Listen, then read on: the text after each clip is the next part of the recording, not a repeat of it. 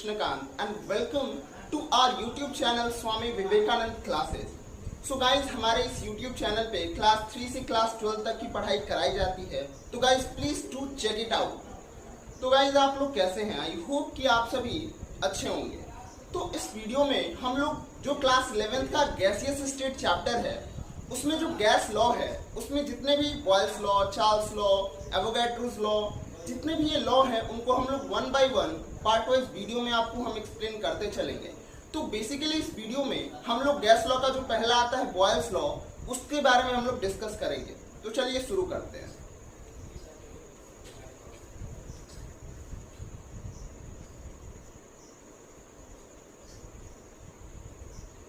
So guys, हमें सिर्फ कुछ बातों का ध्यान रखना होता है. जैसे कि गैस लॉ में हमें सिर्फ 4 फैक्टर्स पे ही ध्यान हमें अपने ध्यान को रखना होता है.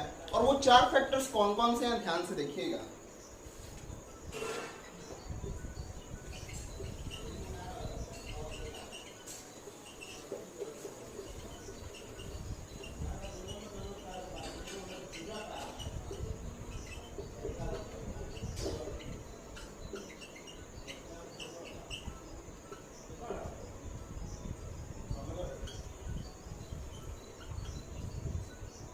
सो गाइस, वो 4 फैक्टर जिन पे गैस लॉ डिपेंड करता है वो होता है pressure, volume, number of moles and temperature. ठीक है, pressure, temperature, number of moles and volume. Pressure को हम लोग P से दिखाते हैं, टेम्परेचर को T से, नंबर ऑफ मोल्स को N से और वॉल्यूम को V से दिखाते हैं. तो गाइस, जो गैस लॉ है उसमें हमें इन सिर्फ 4 फैक्टर्स पे ही ध्यान रखना होता है. तो चलिए शुरू करते हैं बॉयल्स लॉ को.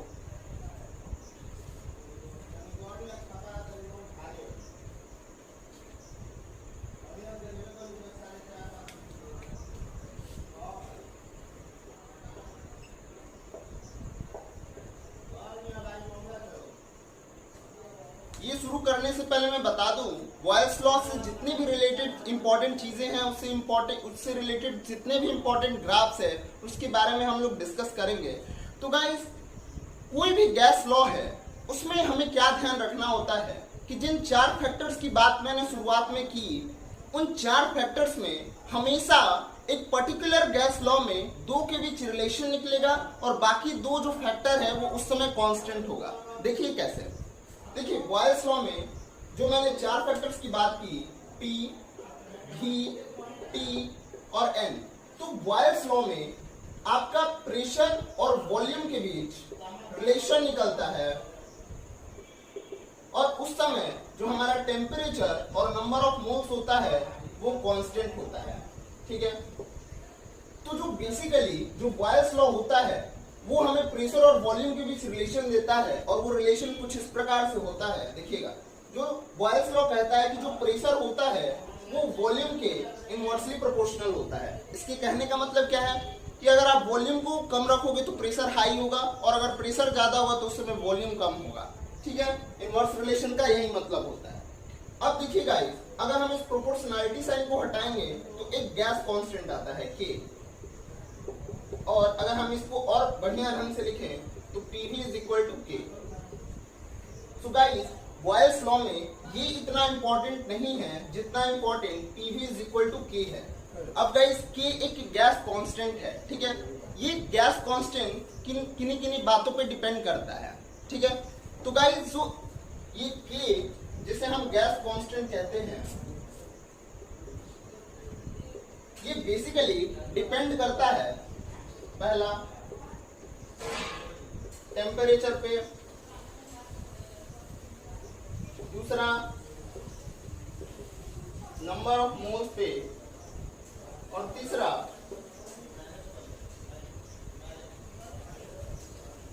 नेचर ऑफ गैस पे. सो गाइस, जो हमारा गैस कांस्टेंट है वो इन 3 बातों पे डिपेंड करता है. अब मैं आपको ये याद करने का एक बहुत ही अच्छा ट्रिक बताता हूँ. जिस भी लॉ में हम लोग गैस कांस्टेंट की बात करेंगे वो जो गैस कांस्टेंट होगा उस लॉ में उन फैक्टर्स पे डिपेंड करेगा जो उस लॉ में वो कांस्टेंट थे. जो फैक्टर्स जिस लॉ में कांस्टेंट होंगे उन्हीं पर हमारा गैस कांस्टेंट डिपेंड करेगा. देखिए कैसे. जो K है गैस कांस्टेंट है, डिपेंड कर रहा है टेम्परेचर और नंबर ऑफ मोल्स पे. आप ध्यान से देखिए तो इन चार फैक्टर्स में P और V के बीच रिलेशन निकल रहा है और टेम्परेचर और नंबर ऑफ मोल्स कांस्टेंट है। यानी जो हमारा गैस कांस्टेंट है टेम्परेचर और नंबर ऑफ मोल्स पे डिपेंड कर रहा है। मैंने क्या कहा था कि जिस भी लॉ में जो फैक्टर कांस्टेंट होंगे उन्हीं पर हमारा गैस कांस्टेंट डिपेंड करेगा। और तीसरा जो हर लॉ में फिक्स रहता है कि गैस कांस्टेंट उन पे डिपेंड करेगा ही करेगा, वो होता है हमारा नेचर ऑफ गैस। ठीक है, सो गाइस अब हम जो बॉयल्स लॉ से रिलेटेड इंपॉर्टेंट ग्राफ्स होते हैं उनके बारे में वन बाय वन हम लोग डिस्कस करेंगे। और ये बहुत इंपॉर्टेंट होती है बिकॉज ये आपके एग्जाम्स में भी आते हैं, ये जो बोर्ड एग्जाम होता है उनमें आते हैं, कॉम्पिटिटिव एग्जाम्स में भी आते हैं। तो चलिए शुरू करते हैं।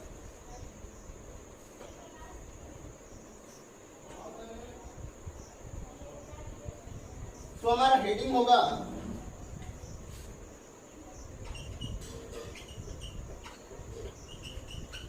Important graphs of Boyle's law. So guys कुछ ग्राफ्स होते हैं जिनके बारे में हमें ध्यान रखना होता है। वो ग्राफ्स कौन कौन से होते हैं ध्यान से देखिए। पहला हमसे पूछता है कि आप PV वर्सेस V के बीच ग्राफ निकाल के दिखाओ। दूसरा हमसे कहेगा कि आप PV वर्सेस प्रेशर के बीच ग्राफ निकाल के दिखाओ। तीसरा कहेगा कि P वर्सेस 1/V के बीच ग्राफ निकाल के दिखाओ। चौथा कहेगा कि आप P वर्सेस V के बीच ग्राफ निकाल के दिखाओ। पांचवा कहेगा कि आप log P versus log V के बीच ग्राफ निकाल के दिखाओ। और छठा कहेगा कि आप प्रेशर वर्सेस डेंसिटी के बीच ग्राफ निकाल के दिखाओ। तो यही वो 6 इंपॉर्टेंट ग्राफ्स हैं जो कि हमें बॉयल्स लॉ में देखने होते हैं। तो चलिए हम लोग बिल्कुल यहाँ से शुरू करते हैं और इसको हम लोग एक्सप्लेन करते हुए इन ग्राफ्स को हम लोग सीखेंगे ताकि कोई भी डाउट ना बचे। ठीक है, आप ध्यान से इन सभी 6 पॉइंट्स को नोट कर लीजिए अपनी कॉपी में।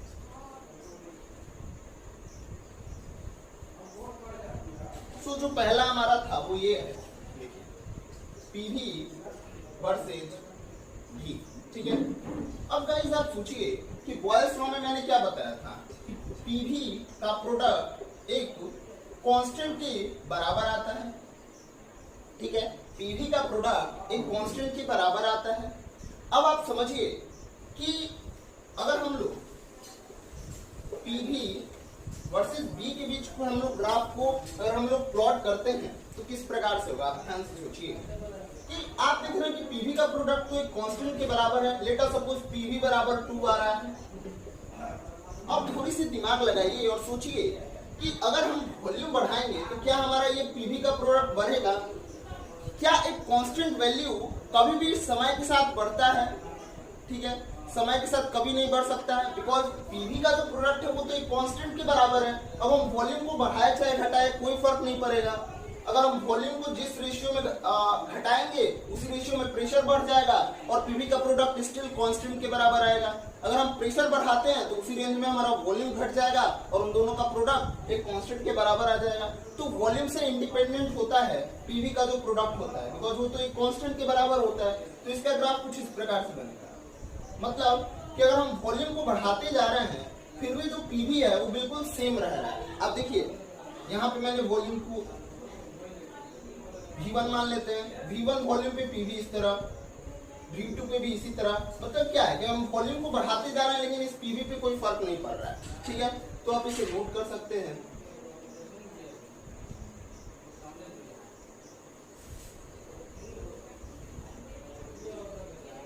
दूसरा बिल्कुल इसी तरह है,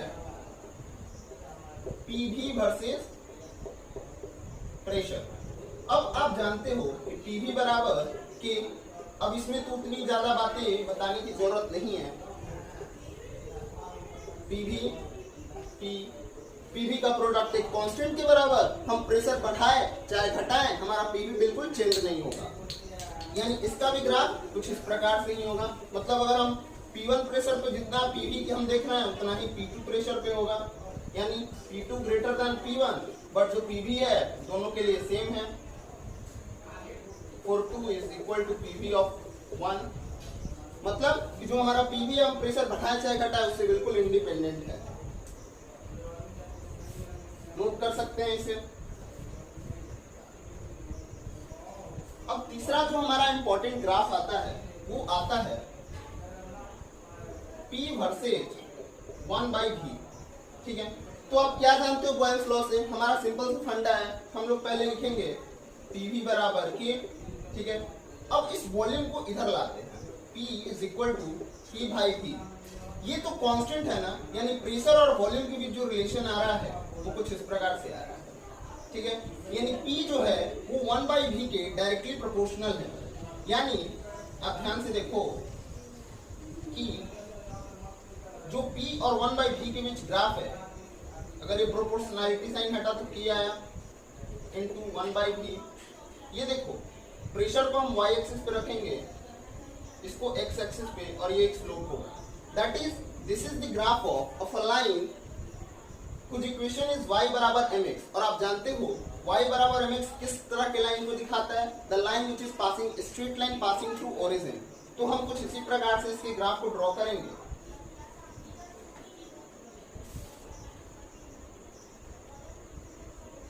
देखिए हमारा क्या आया है, P is equal to K into 1/v, that is y बराबर mx। P y एक्सिस पे, 1/v x एक्सिस पे। अब देखो ग्राफ हमें straight line passing through origin, यानी कुछ इस प्रकार से बनेगा। ठीक है, ये समझ में आ गया कि जो हमारा P है और 1/v के बीच जो रिलेशन है वो डायरेक्टली प्रोपोर्शनल का है। ठीक है,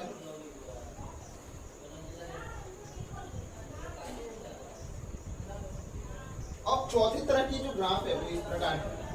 हमें P वर्सेज V के बीच ग्राफ को हमें ड्रॉ करना है। ठीक है, तो देखो हमारा सिंपल सा फंडा PV बराबर के, ये सबसे पहले हमें लिख लेना है। अब गाइस इस ग्राफ को ड्रॉ करने के लिए हमें एक जो हमारा मैथमेटिक्स में एक तरह का इक्वेशन होता है xy बराबर के, इसके बारे में हमें थोड़ी सी नॉलेज होनी चाहिए। ठीक है, xy बराबर सम कांस्टेंट वैल्यू। ठीक है, ये बेसिकली एक रेक्टेंगुलर हाइपरबोला के बारे में बताता है।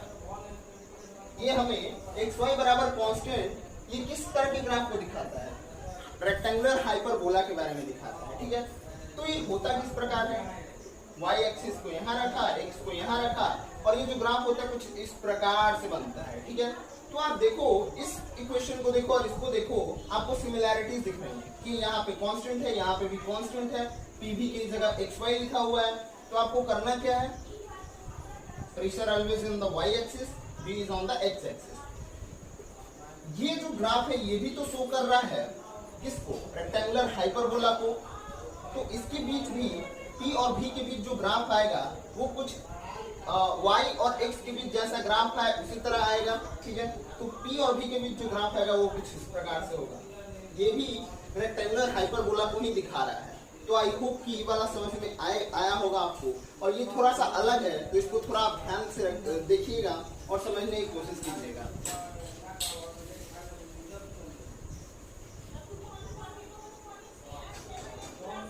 अब गाइस जो हमारा पांचवा ग्राफ आता है वो आता है कि आप log P versus log V के बीच आप ग्राफ को ड्रॉ कीजिए। ठीक है, तो देखो हमारा सिंपल सा फंडा PV बराबर K के बराबर।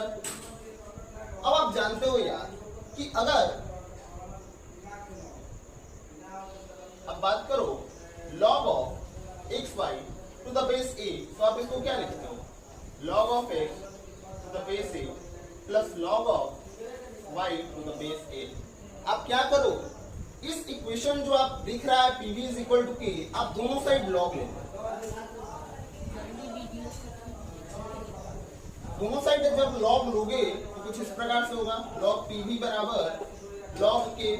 इस वाली प्रॉपर्टी का यूज करो, log P plus log V बराबर log K। अब देखो इस वाले टर्म को इधर लेके जाओ, log P बराबर minus of log V plus log k। अब देखो ये y है, ये x है, प्लस c है और ये m है। m आपका -1 आ रहा है, ठीक है। तो अब हमारे पास इक्वेशन आ गया है, तो हम लोग जल्दी जल्दी से ग्राफ को ड्रॉ करते हैं।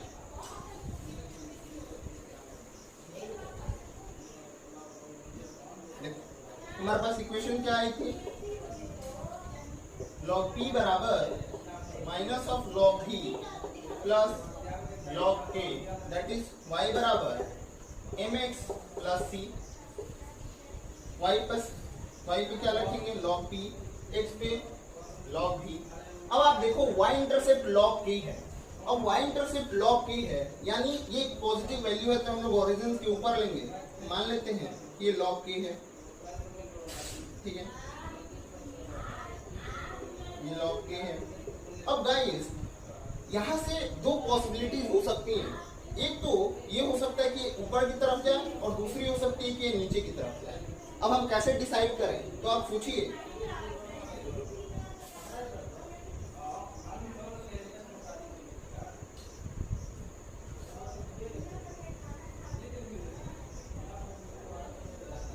अब आप सोचिए कि जो हमारा m है वो -1 के बराबर है, यानी जो हमारा स्लोप है वो निगेटिव है। यानी निगेटिव स्लोप क्या होता है? जो हमारा जो x एक्सिस से कुछ इस प्रकार से है, ठीक है। हम जानते हैं ना कि जो हमारा, देखो ध्यान से समझना, m बराबर क्या होता है? tan theta. जब हमारा थीटा एक्यूट होता है, एक्यूट मतलब जब 0 से 90 डिग्री के बीच होता है तब ये पॉजिटिव होता है। लेकिन जब थीटा हमारा 90 डिग्री से ज्यादा होता है, मान लेते हैं कुछ इस प्रकार से, अगर ये इस तरह से लाइन जा रहा है तो अब ये एंगल देखो पॉजिटिव एक्स एक्सिस से ये 90 से ज्यादा है कि नहीं? परपेंडिकुलर ड्रॉ करो, ये 90 plus theta, angle is 90 plus theta. यानी कि जब भी हमारा स्लोप निगेटिव आए हम कुछ इस प्रकार से ड्रॉ करेंगे, ये इस तरह से ग्राफ जाएगा, ठीक है, कुछ इस प्रकार से ग्राफ जाएगा। अब हम लोग आखिरी ग्राफ के बारे में हम लोग देखते हैं, ठीक है।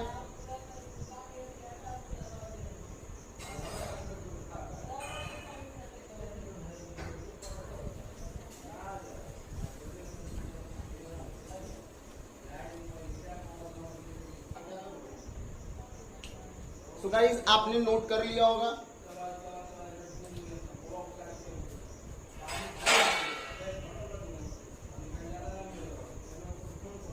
अब देखिए हमारा जो आखिरी जो ग्राफ है 6 नंबर, P वर्सेस D के बीच हमें ग्राफ को डिनोट करना है। अब सिंपल सा फंडा, PV बराबर के। अब आप समझो कि डेंसिटी का फॉर्मूला क्या जानते हो? Mass upon volume. यहां से आप V का वैल्यू निकालो, V is equal to K/P होगा ना? इसको पुट कर दो यहाँ, D बराबर M K/P। इसको क्या लिख सकते हो? M/K into P। अब एक बात बताओ, कोई अगर आपको कोई गैस दे देता है उसके लिए तो ये जो मास दिख रहा है वो सेम रहेगा, ये K जो है हमारा वो कांस्टेंट रहेगा। तो ये पूरा टर्म जो है वो एक कांस्टेंट वैल्यू के बराबर होगा, जिसको हम K' मान लेते हैं। तो जो हमारा D है वो K' P के बराबर है। यानी आप क्या लिख सकते हो? P बराबर 1/K' इंटू D। यानी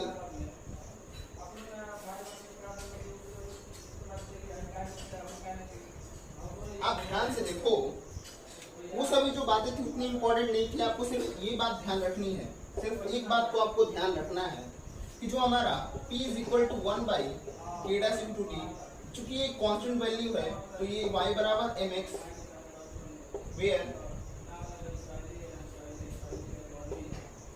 जो m है वो 1/K' के बराबर है। तो आप प्रेशर को y एक्सिस पे रखो, डेंसिटी को x एक्सिस पे। डायरेक्टली जो हमारा y बराबर mx है वो क्या दिखाता है? Straight line passing through origin. आप सिंपली इस तरह ड्रॉ कर दो, ठीक है।